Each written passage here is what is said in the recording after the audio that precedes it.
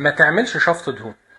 يمكن الكلمة غريبة، لكن لما بشوف فيديوهات واعلانات لمراكز تجميل ولبعض مروجي المنتجات اللي بتقول انها بتحرق الدهون، الحقيقة بيكون اول كلمة ليهم: لو خايف من شفط الدهون استخدم كريم كذا، استخدم جلسة كذا، استخدم الميزوثيرابي.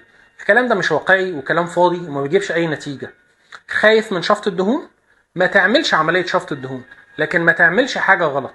في فيديوهات تانية هنقول لكم امتى ما تخافوش من عملية شفط الدهون، وايه عوامل الامان اللي احنا بنستخدمها عشان نوصل لنتيجة مرضية تحت مظلة امان كامل للمريض.